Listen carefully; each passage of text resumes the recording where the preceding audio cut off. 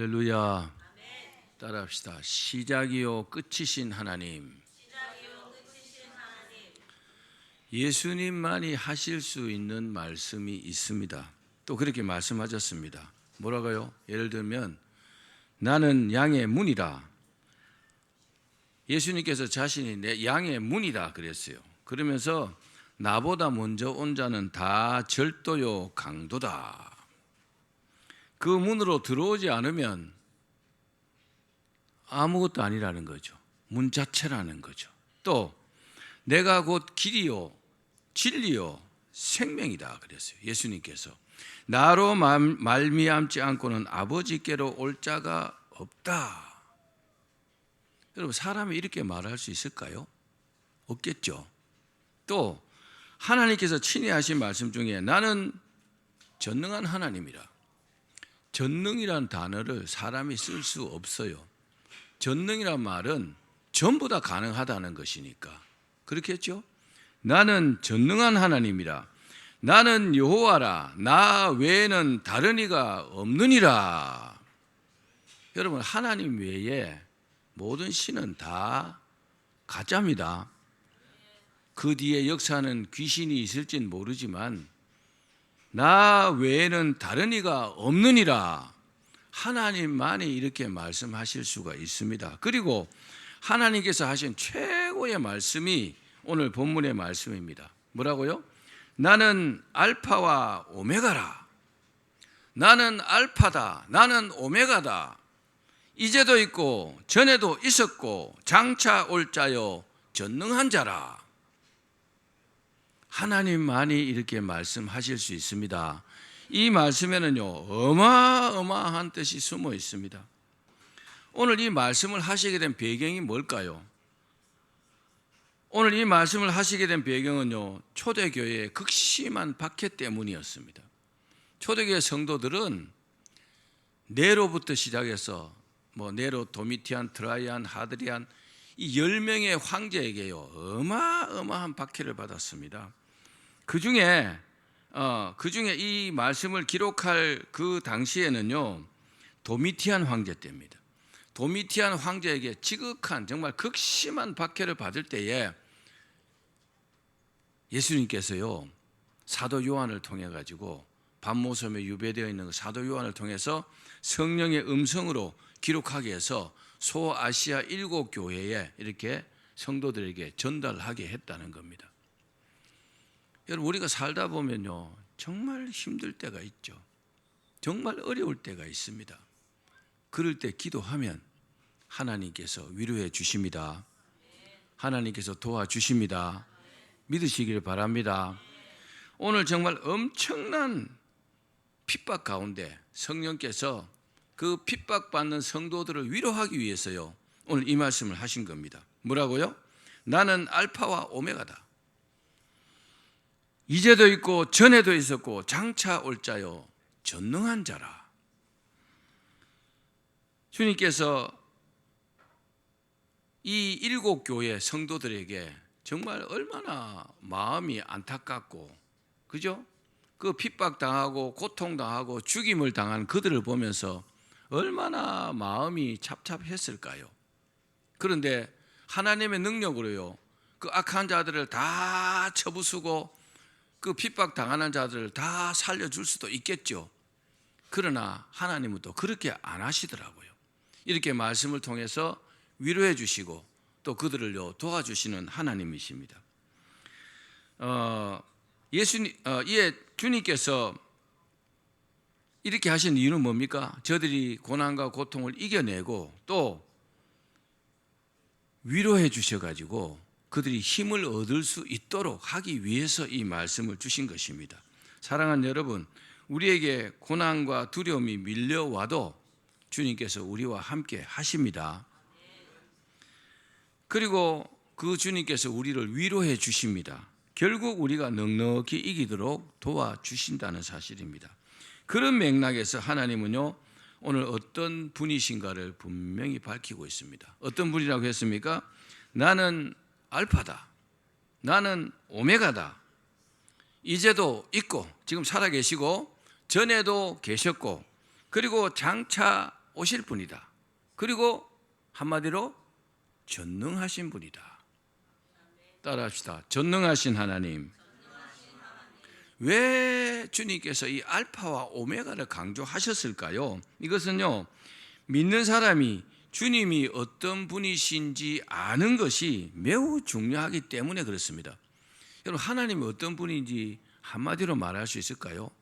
한마디로 말할 수 있습니다. 그 말씀이 뭡니까? 하나님은 알파시요, 하나님은 오메가이십니다. 아멘. 특히 주님께서 알파와 오메가라는 사실을 아는 것이 매우 중요하다고 말씀했습니다. 그러면 이 알파요 오메가라는 말씀이 무슨 뜻일까요? 알파가 뭡니까? 알파는 헬라어, 그리스어 알파벳 그 알파로 시작합니다. 알파, 베타, 감마, 델타, 엡실론 이렇게 시작하는데, 그리고 오메가로 끝나죠. 그 24글자의 그 알파벳 첫 글자가 알파입니다. 그러니까 영어로 말하면 A라고 할 수 있겠죠. 영어 시작이 A로 시작하잖아요. 사람들은요, 오랜 세월 동안 신의 존재를 증명하려고 했습니다. 그런데 이 알파가 시작이듯이 주님께서 모든 것의 시작이라는 겁니다. 따라합시다. 모든 것의 시작이다. 알파가 시작이듯이 하나님은요, 모든 것의 시작이라는 사실을 우리가 잊지 말아야 합니다. 왜요? 하나님이 천지 창조로부터 시작해서 모든 것을 시작하셨기 때문에 그렇습니다.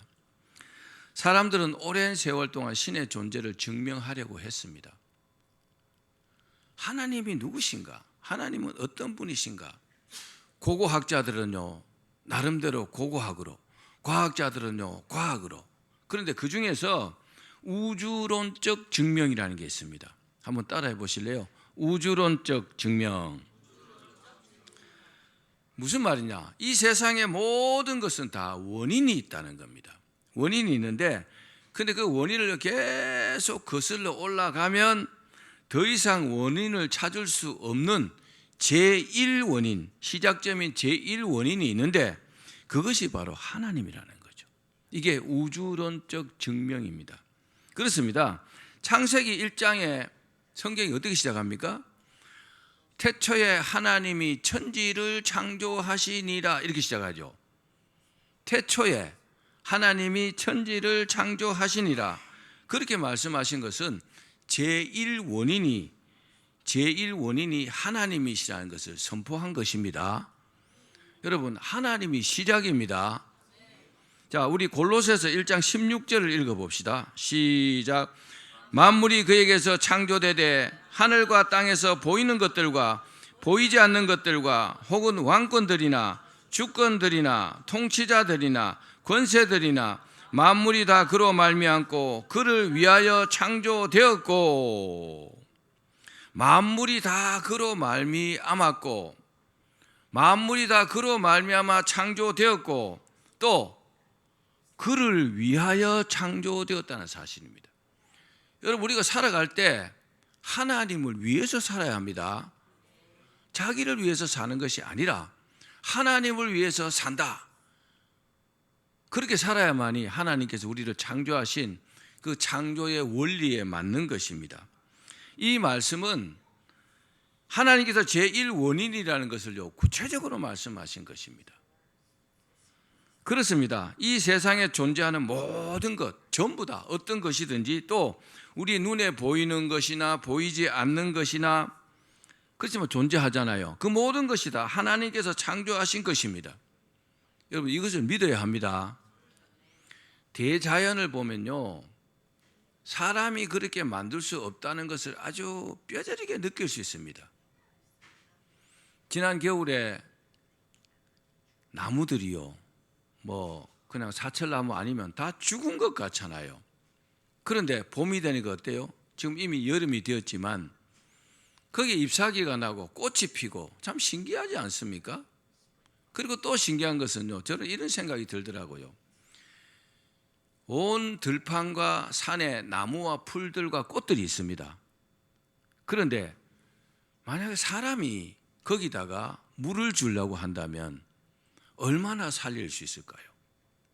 화초를 키워보신 분들은 아시지만 적당한 물과 햇빛과 공기가 없으면 식물이 살지 못하잖아요. 그런데 하나님께서요, 때가 되면 다 비를 내리시고 햇빛을 주시고 또 적절한 온도를 주셔가지고 그렇게요 만물이 소생되는 모습을 보면 하나님이 아니라면 저렇게 할 수 있을까? 저는 그런 생각이 들었어요. 저 들에 있는 들풀조차도 하나님께서 기르신다 그랬잖아요. 그렇죠? 저 날아다니는 모든 새도 하나님께서 먹이신다 그랬잖아요. 하나님이 아니시라면 그렇게 할 수 있을까요? 우리가 여러분 이런 믿음을 가지셔야 합니다. 따라합시다. 하나님은 모든 것의 시작이시다. 그렇습니다. 그렇기 때문에 주님께서 나는 알파라고 말씀하셨어요. 그 말씀하신 뜻은 우리 자신과 세상의 모든 존재하는 모든 이유가 주님 때문에 그렇다는 겁니다. 여러분 이 사실을 믿기를 바랍니다. 우리가 이 세상에 존재하는 것도 다 주님 때문이라는 거죠. 우리가 살아있는 이것도, 지금 이 자리에 서서 설교하는 것도, 이 자리에 앉으셔서 말씀을 듣는 것도 다 주님 때문에 그렇다는 겁니다. 우리가 이 사실을 믿는다면요 감사하지 않을 수가 없습니다. 사도 바울은요 이 사실을 깨닫고 이렇게 고백했어요. 뭐라고요? 나의 나 된 것은 하나님의 은혜다. 정말 이렇게 고백하지 않을 수 없습니다. 우리도 한번 같이 한번 고백해 봅시다. 나의 나 된 것은 하나님의 은혜입니다. 그렇습니다. 우리가 이 사실을 믿으면 하나님 감사합니다. 그 고백이 저절로 나오겠죠. 또 이 세상에 존재하는 모든 것들은요 다 하나님을 위해서 창조되었어요. 우리가 살아있는 것도, 살아가는 것도, 우리가 하나님께 헌신하고 충성하는 것도 하나님을 위해서 해야 된다는 겁니다. 물론 나를 위하는 것도요 하나님을 위한 것이 될 수가 있습니다. 우리가 이 땅에서 행복하게 사는 것도 하나님께서 바라시는 것이기 때문에 그렇습니다. 이 세상에 존재하는 모든 것은요 하나님께서 이 우주와 역사 속에서 꼭 필요해서 만드셨습니다. 윌리엄 캐리라는 인도 선교사가 있습니다. 아주 유명한 분입니다. 인도에서 무려 42년 동안 정말 갖은 고초와 어려움을 겪으면서 선교했습니다. 얼마나 어려웠나? 그 윌리엄 캐리 아내가 정신병이 들 정도로요. 얼마나 힘들면 정신병자가 됩니까? 또 어마어마하게 재정난에 허덕였습니다. 선교사님들 우리가 도와줘야 합니다. 외국에 사는 것은요 사는 것 자체가 힘들어요. 왜? 말도 다르지, 풍속도 다르지, 환경도 다릅니다. 그런데 거기서 선교사님들이 뭐 돈벌이도 하지 않으니까 거기서 선교한다는 게 얼마나 힘들겠습니까? 정말 재정난 때문에 주저앉을 뻔한 때도 여러 번이었다고 합니다. 그런데 그럼에도 불구하고 윌리엄 캐리는요 인도의 45개의 방언으로, 인도는 나라가 크기 때문에 말이 많이 다르다고 합니다. 45개 방언으로 성경을 번역했다고 합니다. 참 대단하죠. 그리고 수많은 젊은이들을 선교사의 사명자로 그렇게 만들었습니다. 한 사람이 힘든 고난 가운데서 어떻게 이 일을 해낼 수 있었습니까? 라고 물었습니다. 대답이 윌리엄 캐리가 저는 하나님의 뜻 그 이하도 그 이상도 없었습니다. 그렇게 말하더라는 겁니다. 여러분 우리가 살아갈 때 기준이 뭐예요? 기준이 하나님의 말씀이죠. 하나님의 말씀 가운데 가장 중요한 것은 하나님의 뜻입니다. 내가 하나님의 뜻대로만 할 수가 있다면 뭐 지금 죽어도 사실 여한이 없는 거잖아요. 그렇습니다. 우리는 창조주이신 하나님의 뜻대로 살아야 합니다. 따라합시다. 하나님의 뜻대로 살아야 한다. 또 한 가지 목적이 있습니다. 그게 뭘까요? 다른 사람들을 하나님의 뜻대로 살 수 있도록 우리가요 그들을 인도해야 합니다. 두 번째, 오메가이신 주님을 살펴봅시다. 오메가는 그리스 알파벳 마지막 글자 오메가를 말합니다. 영어의 Z라는 뜻이죠. 그러니까 주님께서 오메가라고 말씀하신 것은 오메가가 뭘 뜻해요? 끝을 뜻하잖아요. 마지막이다 이거죠. 주님께서 모든 것의 끝이라, 그런 뜻으로 나는 오메가다, 그렇게 말씀하신 겁니다. 과학자들의 증명에 의하면 우리 저 하늘의 해이죠, 해, 태양. 저 태양 보면 어때요? 영원할 것 같죠. 근데 저 태양도요 약 45억 년이 지나면 저게요 사라져 버린다고 합니다. 태양도요 때가 되면 없어집니다. 우리 마태복음 24장 14절 말씀 읽어봅시다. 시작. 이 천국 복음이 모든 민족에게 증언되기 위하여 온 세상에 전파되리니 그제야 끝이 오리라. 끝을 말씀했어요. 마태복음 24장을 종말장이라 그럽니다. 거기 보면은 마지막 때에 어떻게 될 것이라고 말씀했어요. 세상 끝을요 이렇게 말씀하셨다는 겁니다. 누가 끝이라고요? 하나님이 끝을 주관하신다는 겁니다. 그러니까 끝이 누굽니까? 하나님이라는 거죠. 시작도 하나님이 하셨고 끝도 하나님이 주관하신다는 겁니다. 우리는 그 가운데 살고 있는 겁니다. 그래서 예수님께서 마태복음 24장에서 아주 강조하신 말씀이 뭘까요? 깨어 있으라. 어느 날에 너희 주가 임하는지 모른다. 도둑같이 오신다 그랬어요. 여러분, 우리가 믿음 생활에 깨어 있어야 합니다. 또 히브리서 9장 27절도 읽어봅시다. 시작. 한 번 죽는 것은 사람에게 정해진 것이요 그 후에는 심판이 있으리니. 우리 각자의 인생도 끝이 있다는 겁니다. 지금도요 태어나는 사람보다 우리나라에 매일매일 죽는 사람이 훨씬 더 많습니다. 그런데 인구가 계속 줄고 있습니다. 그 사람들도요 세상에 이 땅에 태어나고 잘 살아보려고 태어났는데 살다가 어느 날 갑자기 인생이 끝이 나는 겁니다. 따라합시다. 인생은 끝이 있다. 우리 각자의 인생도 끝이 있고 그 끝을 주관하시는 분이 하나님이시라는 말씀입니다. 한마디로 뭡니까? 심판주라는 말씀입니다. 여러분, 살다 보면 악한 자들 많죠. 정말 설교 시간에 죄송하지만 확 가서 죽여버리고 싶은 사람도 있죠. 그런데 법이 있으니까 그렇게 잘 못하잖아요. 그런데 그들도 하나님께서 마지막에 심판하신다는 겁니다. 그 심판주이신 하나님을 우리가 믿기 때문에 우리가 직접 가서 복수하지 않죠. 옛날에 그 미국의 서부 시대에는요 복수 이런 거 많이 했어요. 총을 뭐 마음대로 소지하고 막 총 잘 쏘는 사람이 최고였잖아요. 팍! 예, 아주 서부 영화를 저도 많이 봤는데 우리나라 사람을 총 주면은 하루에 수백 명 죽을 것 같아요. 성격이 급해갖고. 제가 그저께인가 신호 대기를 하고 있는데 누가 뒤에서 쿵 박더라고요, 차를. 그래 보니까 테슬라가 차를 쿵 박았어요.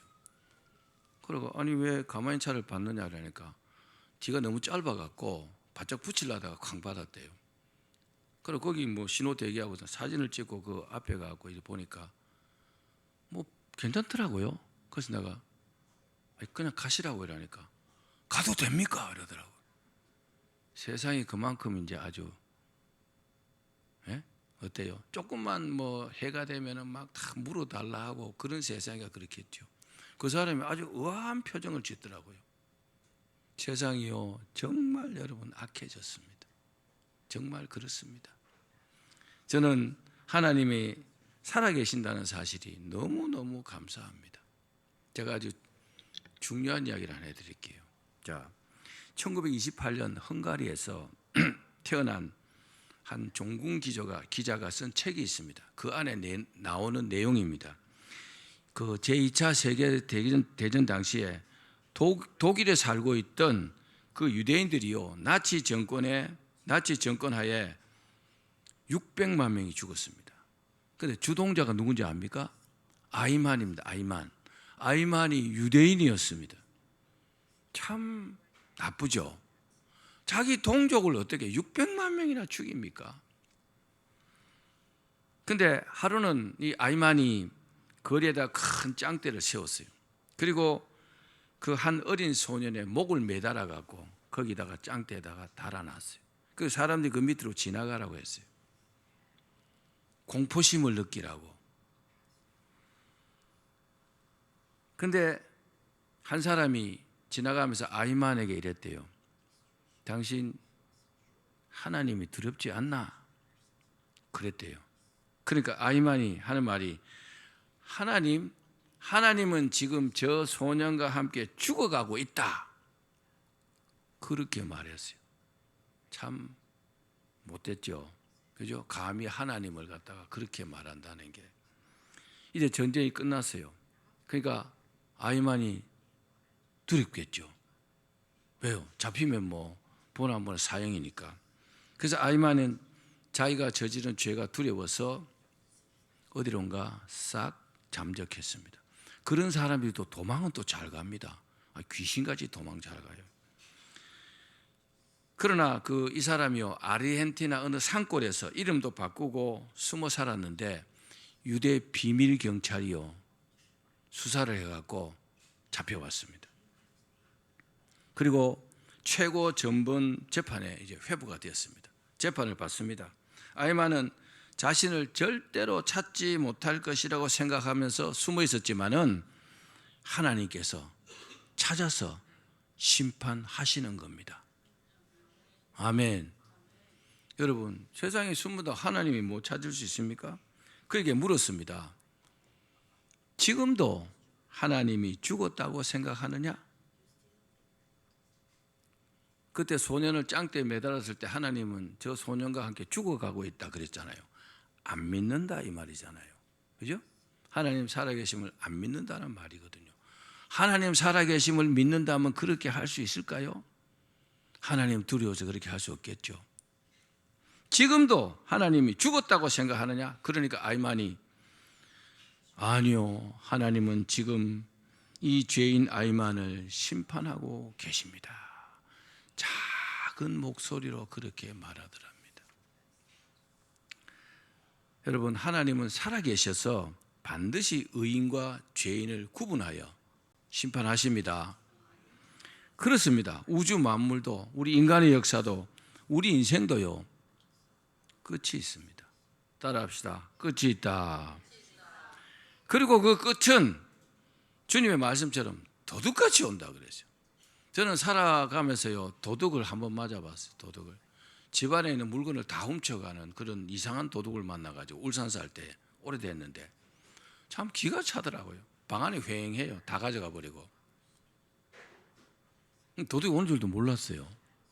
뭐 집안에 없었으니까. 도둑까지 오신다는 뜻은요, 갑자기 나도 모르게 이렇게 오신다 이 말입니다. 그래서 우리가 해야 될 게 뭐예요? 항상 끼어 있어야 한다. 기도해야 할 때 기도하고, 예배 드릴 때 예배 드리고, 헌신해야 될 때 헌신하고, 충성해야 될 때 충성하고, 하나님의 뜻대로 사는 것이 가장 지혜로운 사람입니다. 이 분명한 사실을 여러분 잊지 마시기를 바랍니다. 사랑하는 여러분, 더 중요한 사실이 있습니다. 그게 뭘까요? 이 끝은 진정한 끝이 아니라는 겁니다. 왜냐? 주님께서 믿는 자들에게 새 하늘과 새 땅을 예비해 놓으셨기 때문에 그렇습니다. 주님께서 믿는 자들을요, 저 영원한 새 하늘과 새 땅으로 인도하십니다. 그리고 거기에는 근심도 없고 걱정도 없고 눈물도 없고 죽음도 없는 그곳에서 영원히 복을 누리게 하신다는 사실입니다. 우리 요한계시록 14장 13절을 읽어봅시다. 시작. 지금 이후로 주 안에서 죽는 자들은 복이 있도다 하시매. 그렇습니다. 주 안에서 죽는 자가 그렇게 복이 있다는 겁니다. 무슨 말입니까? 하나님을 믿다가 죽는 사람이 그렇게 복이 있다는 겁니다. 여러분, 믿음 생활은 어떻게 해야 합니까? 끝까지 인내하며 해야 합니다. 다른 일들은 하다가 그만둘 수도 있고 뭐 또 그 다른 일을 또 할 수도 있고 그렇지만은 이 믿음 생활은 처음부터 끝까지 인내하면서 성공하셔야 합니다. 그래야 우리 미래가 밝습니다. 그렇습니다. 우리가 그 무엇보다도 중요한 것은 주 안에서 죽는 것입니다. 종말을 주관하시는 주님 품 안에서 우리가 끝을 맞을 때 주님께서 우리를 저 새하늘과 새 땅으로 인도할 것이기 때문입니다. 말씀을 맺습니다. 주님께서 모든 것의 시작이신 알파이신 주님이시라는 사실을 믿으시기를 바랍니다. 그러므로 우리에게 생명 주신 주님께 감사하며 살기를 바랍니다. 그리고 그분 뜻대로 살기를 바랍니다. 또한 주님께서 우주 만물과 우리를 심판하실 오메가이심을 믿으시기 바랍니다. 우리 인생이 끝이 있음을 기억해야 합니다. 그리고 그 끝을 대비하며 살기를 바랍니다. 다 그렇게 승리하시기를 주의 이름으로 축원합니다.